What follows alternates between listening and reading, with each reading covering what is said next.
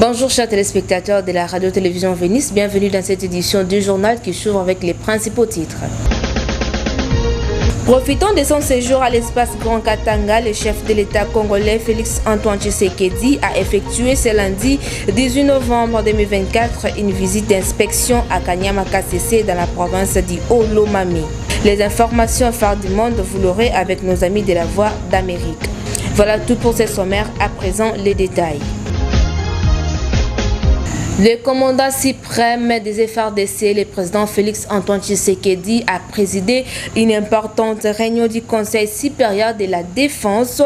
Question pour lui d'évaluer la situation sécuritaire dans la province du Haut-Katanga. On fait les points avec le vice-premier ministre congolais en charge de l'Intérieur, Jacquemin Chabani. Suivez.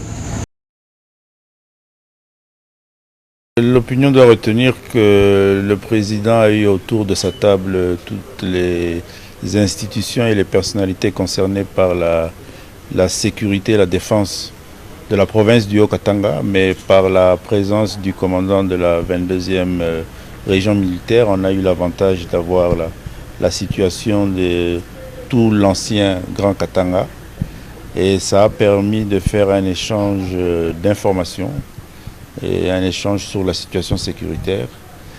Et le président de la République a eu aussi l'opportunité de donner des instructions claires et fermes aux différents services sur la façon dont ils doivent se comporter et prendre en charge la situation. Le rapport qui lui a été fait renseigne que la situation est relativement calme. C'est vrai qu'il y a certains faits qui ont été relevé, mais dans l'ensemble, la situation est relativement calme et le président en a profité pour donner des instructions en ce qui concerne les perspectives à venir. Profitant de son séjour dans les Grands Katanga, le chef de l'État congolais Félix Antoine Tshisekedi a effectué ce lundi 18 novembre 2024 une visite d'inspection à Kanyama-Kasese dans la province du Haut-Lomami pour évaluer le programme agropastoral exécuté par les bâtisseurs du service national qui est dirigé par le général Kassongo Kabouika. Suivez ce reportage. Kanyama-Kasese, véritable grenier agricole de la République démocratique du Congo, avec ses vastes étendues des champs de maïs, 5000 hectares au total. L'on pratique aussi sur place l'élevage. Plusieurs milliers de têtes de vaches ont été enregistrées. Il ne s'agit là que de la première phase du programme agropastoral du président de la République Félix Antoine Tshisekedi Tshilombo qui s'implante dans les différentes provinces du pays. Programme qu'exécutent avec détermination les bâtisseurs du service national, artisans de ces vastes projets visant la sécurité alimentaire de la population congolaise. Le chef de l'État Félix Antoine Tshisekedi Tshilombo est arrivé ce lundi 18 novembre à Kanyama-Kasese pour une visite au travail et d'inspection du programme. À l'aérodrome de Kasese, le chef de l'État a été accueilli au pied de l'avion par le commandant du service national, le général Kassongo Kabouika, et quelques notables et autorités du Haut-Lomami. En l'occurrence, le gouverneur Banza Mouloumé, le chef de l'État, a aussi salué sur place les vice-premiers ministres et ministres qui ont effectué les déplacements de Kanyama-Kasese. De l'aérodrome, le cortège présidentiel s'est dirigé vers le centre d'encadrement et d'instruction baptisé Félix Antoine Tshisekedi Tshilombo. C'est dans ces centres que les jeunes appelés Kuluna sont accueillis pour leur instruction et leur apprentissage de métier.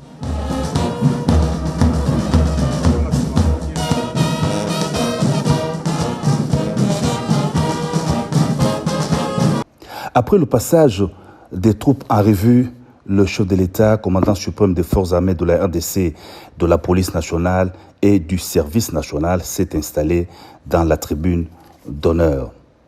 Aux nouveaux jeunes hébergés au centre, 4000 au total, le président de la République a exprimé tous ses encouragements à persévérer dans la nouvelle voie d'apprentissage de l'amour du prochain et l'amour de la patrie. L'État congolais ne vous oubliera jamais, leur a rassuré le commandant suprême des forces armées de la RDC, de la police nationale et du service national. Passage na bino na centre oyo et pour permettre bino oyo pour la misala ya ndenge na ndenge. Bozwa expérience nsima na yango bopona nzela na bino ya kobongisa bi. Bokobala, bokobota, bokokolisa oyo ya bino bana bakongole oyo bakoya koremplace bino ntango bokolemba. Nde ntina ya service national ekolakisa bino nanu bolingo ya mboka Congo, ekolakisa bino mibeko ya ekolo na biso, mpe ekolakisa bino bolingo ya congolaise na congolais. Dans son mot de bienvenue, le général Kassongo a vivement salué la visite du président de la République qui, selon lui, marque un tournant dans le développement du service national et des objectifs lui assignés. Grâce à la vision et au leadership du chef de l'État, des jeunes dangereux, marginalisés par la population, sont aujourd'hui des patriotes et des travailleurs au terme de leur encadrement, a souligné le commandant du service national qui s'est aussi apaisanti sur l'accroissement de la production agricole à Kanyamakasese grâce aux gros engins mis à la disposition du service. Diversifier les ressources de relance d'économie de la RDC, longtemps basée sur les minéraux, c'est le pari que le président de la République, Félix-Antoine Tshisekedi Tshilombo, est en train de relever. Les bâtisseurs se déploient déjà dans différentes provinces. Véritables bâtisseurs, ils ont appris, outre la production agricole, les métiers de construction d'infrastructures et des menuiseries notamment. Dans le but de boucler la boucle de l'année 2024 dans la quête de la pluie totale avec ses abonnés, Canal Plus RDC a lancé il y a peu la campagne promo fin d'année dénommée Chaque jour est une fête. Cette promotion donne occasion à toute personne désirée de devenir abonné à Canal Plus de le faire avec seulement $10. Suivez les reportages avec Bob Luboma pour les détails. Soucieuse du bien-être de ses nouveaux et anciens abonnés, la société Canal Plus RDC a lancé il y a peu la campagne promo fin d'année 2024 dénommée Chaque jour est une fête. Via cette sublime campagne, les décodeurs HD est à $10 à partir de la formule Access. Parabole et installation offerte, mais aussi 30 jours offerts à tout Canal Plus pour tout réabonnement à sa même formule jusqu'au 31 décembre de l'année en cours, explique M. Guélor Fouman, responsable boutique Canal Plus situé au croisement des avenues de la Clinique et Tabora au rond-point Riza à Kikwit Plateau. Depuis ce 14 novembre, Canal Plus a lancé sa promotion de fin de l'année. Chaque jour est une fête. Pour toute personne qui aimerait bien avoir un kit complet Canal Plus, aujourd'hui le minimum à payer c'est 57 000 francs, soit $20. Avec ces sommes, avec ces montants, $20, on vous envoie un technicien qui viendra vous installer gratuitement et du coup vous faites déjà partie de la grande famille Canal Plus. Et maintenant pour toute personne qui a déjà un décodeur Canal Plus chez lui, il suffit de se réabonner à sa dernière formule. On vous donne 30 jours de tout Canal. Avec Canal Plus, chaque jour est une fête devant vos programmes préférés. Papa, maman, Sepeli Sabana, Sambuna Canal Plus, Bilumbu Nyosu, que fête. La conférence épiscopale nationale du Congo dément fermement le propos tenu par M. Freddy Moulumba, ancien DG de la RTNC, relatif à la position de l'Église catholique face au projet de la balkanisation de la République démocratique du Congo. Dans un communiqué de presse publié ce lundi, l'Église catholique décourage ces accusations qu'elle qualifie de non fondées. Suivez Monseigneur Donatien Cholet, secrétaire général et porte-parole de la SANCO dans cet élément. Communiqué de presse. Démenti du secrétariat général de la SANCO sur la désinformation de M. Freddy Moulumba relative à l'attitude de l'Église catholique face au danger de la balkanisation de la RDC. Le secrétariat général de la SENCO a suivi avec indignation les propos du journaliste Freddy Mulumba, analyste politique et ancien DG de la RTNC, dans son interview à Africa Flash, ce jeudi 14 novembre 2024, publié dans YouTube, accusant l'Église catholique de jouer le jeu des étrangers qu'il appelle à d'autres occasions les impérialistes, en demeurant silencieuse face à la menace de la balkanisation de notre pays. Je le cite. L'Église catholique ne parle pas de la balkanisation. Ils sont ailleurs. Tout le temps, c'est critiquer Félix Tshisekedi, attaquer le pouvoir. Propos à peine croyables de la part d'un scientifique de son rang, s'il faut considérer son diplôme. Et ce n'est pas la première fois qu'il fait de telles déclarations. Considérant l'audition dont jouit ce journaliste perçu comme un des spécialistes de l'insécurité à l'est du pays, la SENCO ne peut pas laisser les milliers de compatriotes consommer cette désinformation alors que la vérité est à la portée de tout le monde.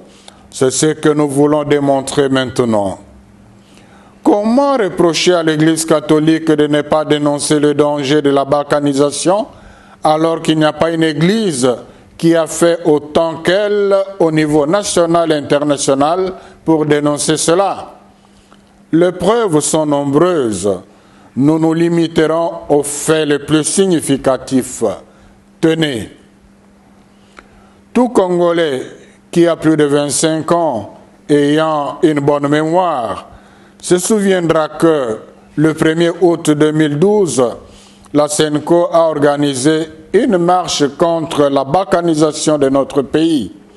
Dans toutes les provinces, beaucoup de compatriotes non catholiques nous ont rejoints dans cette manifestation.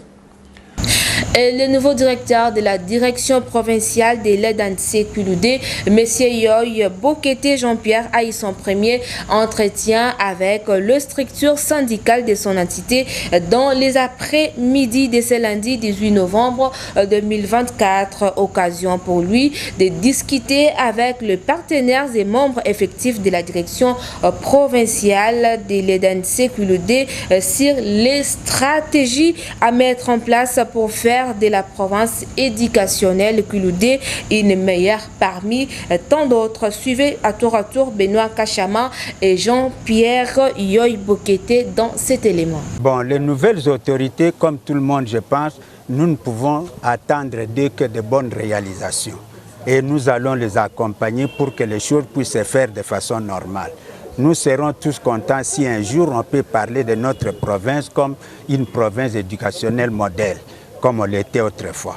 Nous lui avons donné des informations. Il y a d'abord les problèmes qui concernent la nation peut-être, parce qu'il y a des revendications des enseignants qui sont d'ordre national, mais nous avons surtout épinglé sur les quelques cas qui peuvent concerner la ville de Guékuit.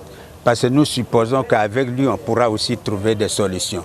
Il y a par exemple le cas des enfants des enseignants. Il y a le cas des frais qu'on doit payer. Les faux contrôles qui se fait en ce moment de l'IGF. Moi, je pense que si on doit faire quelque chose, il faut qu'il y ait d'abord l'ordre, il faut qu'il y ait des sous-bassements pour que les gens puissent faire le travail de façon correcte. Je pense que les syndicalistes, c'est un partenaire. C'est lui qui représente les personnels enseignants.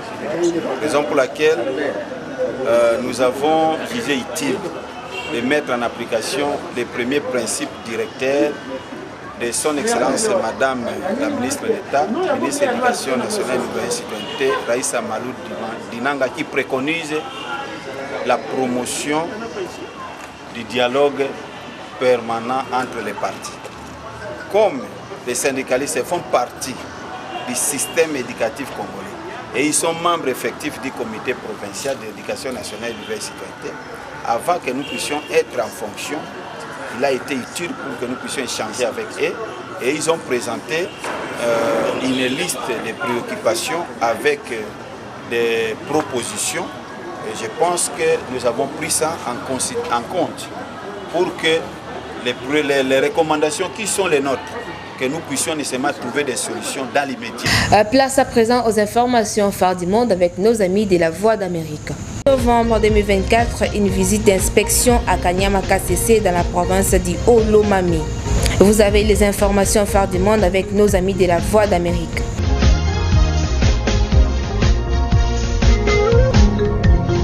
Et voilà, c'est ainsi que s'achève cette édition du journal. Merci de l'avoir suivi et bonne continuité des programmes sur la RTV Nice. Au revoir.